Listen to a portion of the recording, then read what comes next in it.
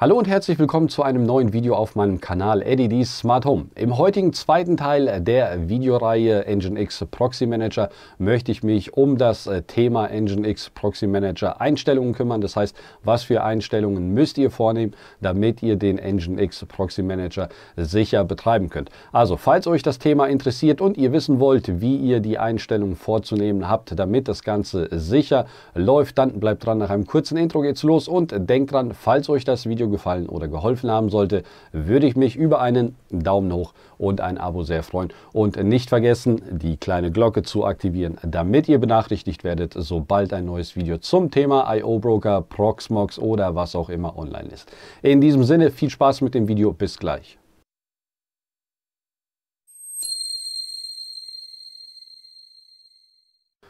Schön, dass ihr dran geblieben seid. Bevor ich loslege, muss ich nochmal mit ein paar Unklarheiten aufräumen. Zum einen wurde immer wieder unter dem ersten Teil gefragt, ob das Ganze denn sicher ist. Ja, das Ganze ist sicher. Man muss halt nur ein paar Kleinigkeiten beachten. Das heißt, man sollte keinen Dienst online stellen, der nicht passwortgeschützt ist. Das heißt, wenn man dann die E-Mail-Adresse, die Webadresse irgendwie erraten könnte, zum Beispiel iobroker. Was weiß ich was, und irgendjemand tippt es zufällig in den Webbrowser ein und ihr habt den iobroker nicht passwortgeschützt, dann kann halt jeder auf diesen iobroker zugreifen. Deswegen gibt es zwei Möglichkeiten. Man kann zweimal ein Passwort vorschalten, das heißt einmal im iobroker selbst, das heißt die Admin-Oberfläche kann man ja passwortgeschützt betreiben, falls man das möchte. Und zum anderen bietet der Nginx Proxy Manager auch die Möglichkeit, den Zugriff von außen durch ein Passwort zu schützen, also Benutzernamen und Passwort eingeben zu müssen, damit man erst auf diesen Dienst zugreift. Und wenn man diesen Benutzernamen und das Passwort nicht hat, dann kann man halt nicht zugreifen und dadurch ist das Ganze abgesichert. Das bedeutet, der Dienst ist sicher, also man kann das verwenden. Man muss halt, wie gesagt, nur darauf achten, dass das Ganze passwortgeschützt ist und dann passt soweit auch alles. Es gibt da auch keine Probleme, zumindest sind mir in der Vergangenheit keine Probleme bekannt, dass man dort irgendwie Unfug damit betrieben hat.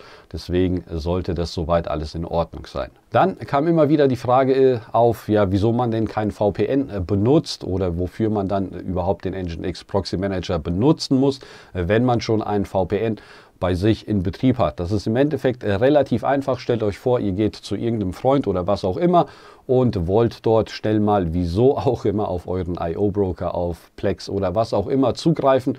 Und ihr könnt ja dann nicht einfach irgendwie einen VPN-Dienst bei dem Kollegen oder Freund oder was auch immer installieren, damit ihr auf diesen Dienst zugreift, und da bietet sich das halt über den Nginx Proxy Manager sehr gut an, denn man muss im Endeffekt nur die Adresse eingeben und schon hat man Zugriff.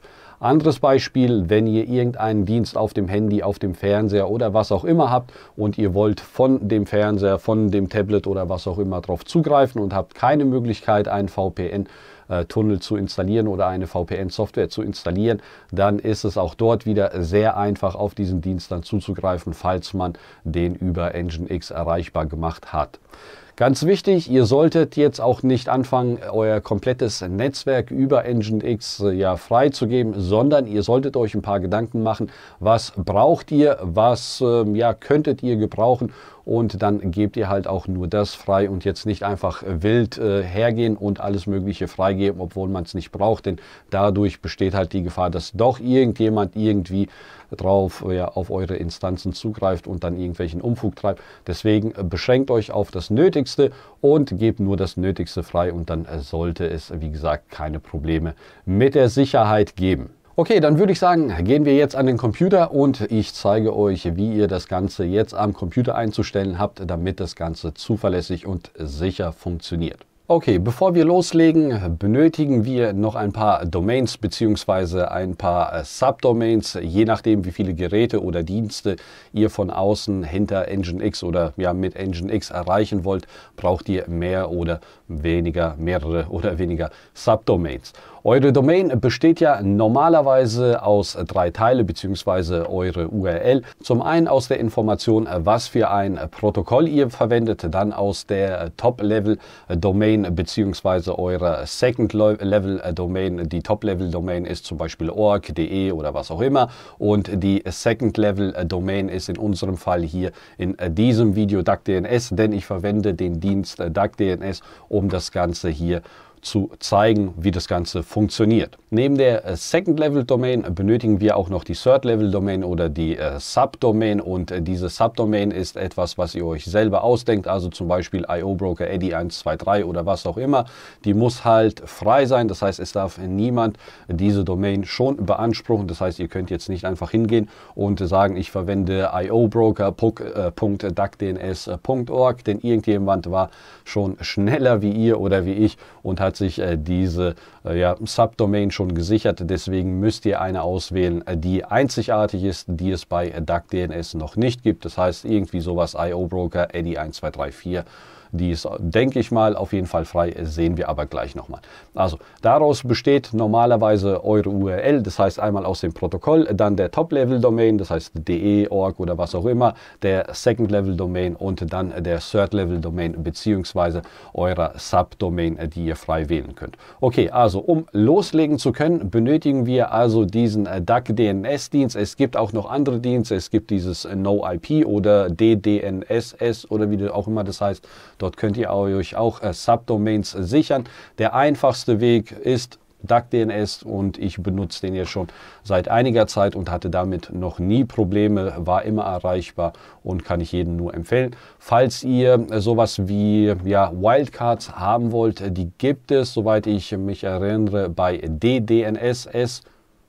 EU, glaube ich, heißen die, oder DE, oder bin ich mir nicht sicher, suche ich nochmal raus, und dort könnt ihr auch Wildcards verwenden. Vorteil davon ist, ihr gebt nur einen bestimmten Teil der Domain ein und der vordere Teil, also was weiß ich was, ioBroker.eddsmarthome@ddns.eu oder de, und diesen ersten Teil IO-Broker oder Proxmox oder was auch immer, den könnt ihr frei wählen als Wildcard und könnt dort damit ein bisschen rumspielen. Aber das ist, wie gesagt, ein anderer Teil und ich finde es mit DuckDNS einfacher, und normalerweise reichen auch die 5 Dienste, die man bei DuckDNS kostenlos zur Verfügung gestellt bekommt, um das Ganze hier zu betreiben. Falls ihr mehrere Dienste haben wollt, könnt ihr euch bei DuckDNS einfach mit einer anderen E-Mail-Adresse registrieren, oder ihr müsst euch nicht registrieren, aber anmelden, und könnt dann weitere 5 Stück benutzen. Aber normalerweise kommt man mit 5 Stück aus. Okay, also zuerst mal öffnen wir DuckDNS und gucken uns mal DuckDNS zuerst an. Okay, DuckDNS, die URL ist duckdns.org, und dann könnt ihr euch hier mit eurem Google-Account anmelden. Falls ihr keinen Google-Account habt, dann entweder einen erstellen oder benutzt einen der anderen Möglichkeiten hier. Per E-Mail registrieren oder ähnliches funktioniert, soweit ich weiß, nicht, sondern man kann sich halt nur mit diesen Diensten hier anmelden, aber sollte für einen Großteil von euch möglich sein. Ansonsten einfach eine E-Mail-Adresse oder einen Account bei Google erstellen. Sollte jetzt nicht unbedingt problematisch sein, hoffe ich doch zumindest. So, wenn ihr angemeldet seid, sieht das ungefähr so aus wie hier. Ihr bekommt einen Token, den müsst ihr natürlich für euch behalten. Ich werde ihn später ändern, deswegen ist es jetzt nicht weiter schlimm, dass man ihn sieht. Hier sieht man eure E-Mail-Adresse und dann könnt ihr im Endeffekt loslegen und einfach eine Subdomain erstellen. Ich sage hier einfach mal eddies irgendwas, also IO-Broker YT und dann Eddy, und sage hier Edit Domain. Das Ganze ist frei. Und dann erstelle ich nochmal eine für Proxmox und sage auch hier Edit, und dann habe ich hier diese Domains. Das heißt, ich könnte jetzt über diese Domains, wenn ich das Ganze in Nginx eingestellt habe, könnte ich diese Dienste, die sich hier hinten befinden, darüber erreichen. Okay, das ist das Ganze, oder das ist alles, was ihr in DuckDNS machen müsst. Ansonsten läuft das ohne Probleme. Ihr müsst, wie gesagt, hier nichts weiter einstellen. Als nächstes müssen wir das Ganze, die IP-Adresse müssen wir auch noch regelmäßig aktualisieren. Das heißt, ihr bekommt ja von eurem Provider alle 24 Stunden eine neue IP-Adresse, und diese IP-Adresse müsst ihr DuckDNS mitteilen, und das Ganze machen wir auch über Portainer beziehungsweise über unseren Docker. Das heißt, er kommuniziert dann alle 5 Minuten, glaube ich, oder alle 3 Minuten mit DuckDNS und aktualisiert alle paar Minuten eure IP-Adresse. Das Ganze ist relativ einfach. Ihr geht in Portainer rein, geht hier auf der linken Seite auf Stacks, sagt einen neuen Stack hinzufügen, gebt dem Ganzen einen Namen. Ich sage jetzt hier einfach mal DuckDNS. und füge dann das hier einfach ein. Den Link bzw. die Informationen, was hier drin stehen müsst, die verlinke ich euch auch noch unter dem Video. Und dann müsst ihr im Endeffekt hier nur noch die Subdomains eintragen und euren Token. Das heißt, ihr geht nochmal auf DuckDNS, kopiert hier den Token raus, fügt den Token hier unten ein. Und dann müsst ihr hier eure Subdomains, die bei DuckDNS hinterlegt sind, hier einfügen. Das heißt, wir hatten ja folgende hinterlegt. Zum einen hier IO-Broker Eddy, beziehungsweise ich nehme das hier zuerst mal, Proxmox YT Eddy. Füge das Ganze einfach hier ein. Und das gleiche auch nochmal mit IO-Broker. Da hatte ich mich ja dafür entschieden, IO-Broker YT Eddy zu wählen. Und das war's. Es muss nichts weiter konfiguriert werden, alles weitere läuft dann automatisch. Und wenn ihr das eingetragen habt, dann geht ihr einfach hier hin und sagt Deploy the Stack. Das dauert ein paar Sekunden und dann sollte das Ganze gleich fertig sein. So, hier steht's, der Stack wurde erfolgreich erstellt. Wir gehen nochmal auf DuckDNS drauf und gucken uns hier mal die Log an, dass dort alles in Ordnung ist. Also hier gibt es keine Fehlermeldung, so sollte das aussehen. Und dann alle, ich bin mir jetzt gerade nicht sicher, alle 3 Minuten, alle 2 Minuten, alle 5 Minuten steht dann hier, dass die IP-Adresse automatisiert wurde, aber das sehen wir gleich nochmal. Also hier sieht man das zum einen, your IP was updated und dann das Datum von heute und die Uhrzeit und das taucht dann zyklisch alle 3 oder alle 5 Minuten auf. Okay, wenn wir das Ganze hier eingetragen haben, müssen wir das Ganze auch noch in der Fritzbox hinterlegen. Dazu geht ihr auf Internet und dann Freigabe, beziehungsweise falls ihr einen anderen Router habt, müsst ihr das für euren Router abändern. Und wir müssen, das hatte ich ja im letzten Video schon erzählt, den Port 80 und den Port 443 an den Nginx Proxy Manager weiterleiten. Das hier ist mein eigener, die 204, und da ich in diesem Video den 214er oder die IP-Adresse 214 habe, muss ich einen neuen erstellen. Das heißt, einfach hier einen neuen Port öffnen, Gerät für Freigabe hinzufügen, dann hier die IP-Adresse auswählen oder euer Gerät. Dann geht ihr hier unten auf Neue Freigabe, sagt hier Portfreigabe. Könnt hier zum einen einfach mal HTTP Surfer, dann wird hier auch der richtige Port eingetragen. Drückt auf OK. Na, jetzt hat sich der Dienst bei mir verabschiedet. Ich glaube, ich war nicht mehr richtig angemeldet. Genau. Und was ich auch noch vergessen habe, ist, das Ganze hier muss ich löschen. Deswegen löschen, weil der Port kann nur einmal freigegeben werden. Also das Ganze nochmal, Gerät für Freigabe hinzufügen, mein Gerät auswählen und sage hier Neue Freigabe, Anwendung HTTP, bestätige das Ganze. Und das gleiche nochmal für den Port 443, das ist der HTTPS, und bestätigen das auch wieder, Portfreigabe, falsch gedrückt. Achtet, dass hier Portfreigabe drauf steht und dann bestätigen wir das Ganze. Bestätigen das hier nochmal mit OK. Und zu guter Letzt hier nochmal auf Übernehmen klicken und dann sollten hier beide grün sein.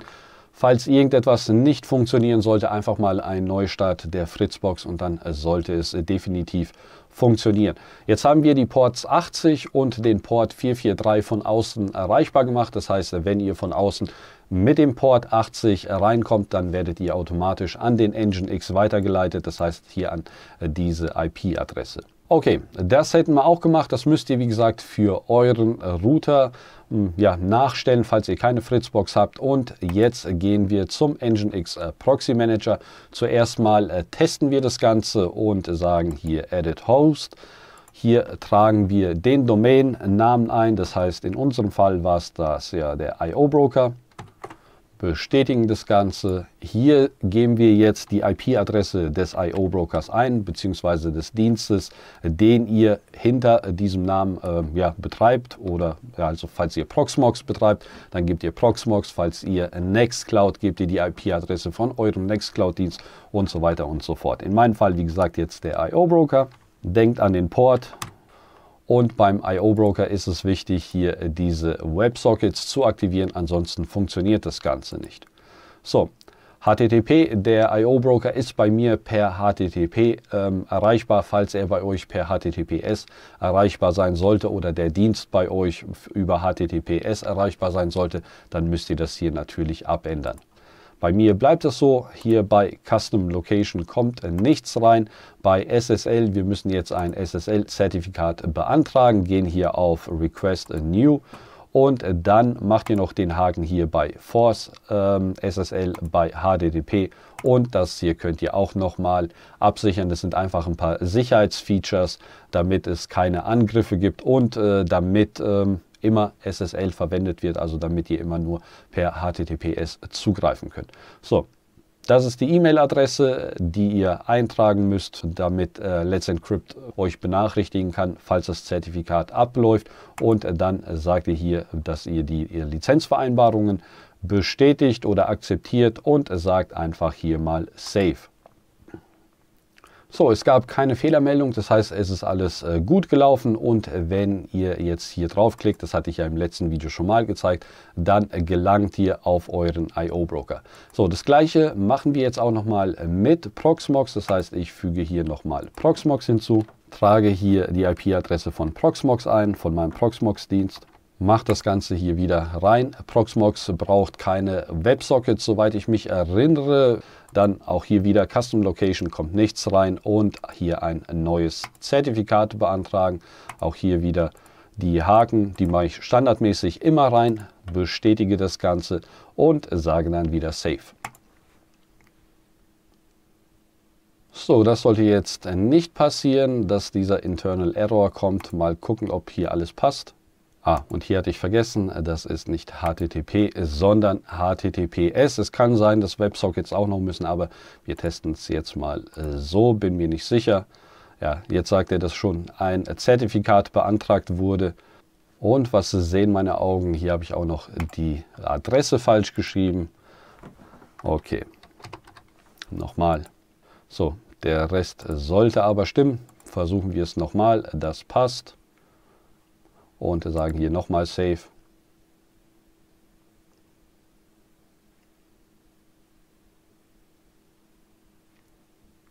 Okay, wunderbar. Das heißt, das hier wieder löschen. Das war ja falsch. Und testen mal, ob wir zugreifen können. Hier auf Proxmox klicken. Und dann geht hier das Proxmox-Fenster auf. Und hier werden wir auch noch nach unserem User und nach dem Passwort gefragt, da Proxmox ja abgesichert ist. Okay, also das hier sind jetzt die Grundeinstellungen. Soweit funktioniert das auch. Aber was machen wir jetzt mit dem I/O Broker? Denn der ist ja ganz normal über das Web jetzt erreichbar, also übers Internet. Und das Ganze müssen wir noch absichern. Dazu geht ihr hier zuerst mal auf Access List und sagt eine neue Access List hinzufügen. Vergebt hier einen Namen. Hakt hier diese zwei Sachen an, geht hier auf Authorization, gebt hier einen Namen ein, also wer darauf zugreifen kann. Ich sage hier auch wieder mal Eddie YT und ein Passwort. Und hier bei Access könnt ihr das Ganze so lassen und sagt dann einfach hier Save. Okay, jetzt wurde hier ein neuer User hinzugefügt und den müssen wir jetzt hier eintragen. Das heißt, ihr geht wieder auf Proxy Host und der I/O Broker hatte ja keine Absicherung. Deswegen gehen wir dort zuerst mal hin, sagen hier Edit und dann wählt ihr hier bei Access List, wählt ihr das hier aus und bestätigt das Ganze. Und wenn ihr jetzt auf euren I/O Broker zugreift, dann werdet ihr nach dem Passwort gefragt. Ich hoffe, dass jetzt nichts im Cache ist, ansonsten geht das schief. Nee, perfekt. Also ich werde hier nach dem Usernamen gefragt. Ich glaube, ich hatte hier das hier eingegeben und das Passwort. Und dann anmelden und dann werdet ihr auf den I/O Broker weitergeleitet. Das heißt, falls ihr das Ganze auch noch für Proxmox haben wollt, geht ihr auch hier auf Edit und sagt hier auch wieder diesen User hier, bestätigt das Ganze und dann, wenn ihr auf Proxmox dann zugreift, werdet ihr auch hier wieder zuerst mal nach dem Usernamen und nach dem Passwort gefragt und so ist das Ganze halt abgesichert. Bei Proxmox ist es jetzt so, dass wir zweimal eingeben müssen. Das heißt, im Normalfall müsste man Proxmox nicht doppelt absichern, außer ihr habt jetzt bei Proxmox als Passwort 1234 oder sowas eingegeben. Dann empfiehlt es sich, das Ganze nochmal zusätzlich, das Ganze über Nginx abzusichern. Was ihr auch noch wissen müsst, ist, wenn ihr zum Beispiel Nextcloud oder ähnliches betreiben wollt und ihr dann das Ganze absichern wollt mit einem Passwort hier, das wird nicht funktionieren, denn in der Nextcloud App oder in der App, die ihr verwendet, habt ihr keine Möglichkeit, dieses Passwort hier einzugeben. Dafür ist dann das Passwort von Nextcloud zuständig, um den Dienst dann abzusichern. Das heißt, ihr müsst dann dafür sorgen, dass Nextcloud mit einem anständigen Passwort und einem Usernamen abgesichert ist, damit ihr hier nicht über Nginx ein Passwort vergeben müsst. Das heißt, ganz wichtig, wenn euer Dienst, der dahinter betrieben wird, schon über ein sicheres Passwort verfügt und ihr einfach per Webbrowser darauf zugreifen wollt oder ähnliches, dann könnt ihr das Ganze so absichern. Falls ihr einen Dienst wie Nextcloud oder weiß nicht, irgendwas anderes, wo ihr eine App verwendet, dahinter betreiben wollt, dann könnt ihr hier kein Passwort eingeben, sondern dann müsst ihr das Ganze in der App oder in dem Dienst, der sich dahinter befindet, so absichern, dass niemand auf diesen Dienst halt zugreifen kann. So, zu guter Letzt gucken wir uns auch nochmal kurz Portainer an, zumindest wegen der Log, was ich euch gesagt habe. Also hier sieht man, dass das Ganze funktioniert. Es wird alle 5 Minuten abgedatet. So, jetzt habe ich auch noch einen kleinen Hustenanfall, da ich noch nicht 100%ig fit bin. Aber man sieht hier, dass alle 5 Minuten das Ganze abgedatet wird, die IP-Adresse. Und somit funktioniert Duck DNS auch. Okay, das war es dann im Endeffekt schon. Alles, was wichtig ist, habe ich euch, denke ich mal, gezeigt. Wie gesagt, wenn euer Dienst, der sich dahinter befindet, schon über ein Passwort, ein sicheres Passwort und einen Usernamen verfügt, dann braucht ihr kein zusätzliches Passwort in Nginx zu hinterlegen. Falls ihr kein Passwort hinterlegt habt in dem Dienst, dann müsst ihr unbedingt ein Passwort in Nginx hinterlegen, damit der Dienst, der sich da hinten befindet, damit der abgesichert ist. Okay, meine Stimme verlässt mich jetzt auch schon. Ich sage Tschüss und ich hoffe, das Video hat euch gefallen. Würde mich über einen Daumen hoch und ein Abo sehr freuen und nicht vergessen, die kleine Glocke zu aktivieren, damit ihr benachrichtigt werdet, sobald ein neues Video online ist. In diesem Sinne, bleibt gesund, bis zum nächsten Mal, macht's gut.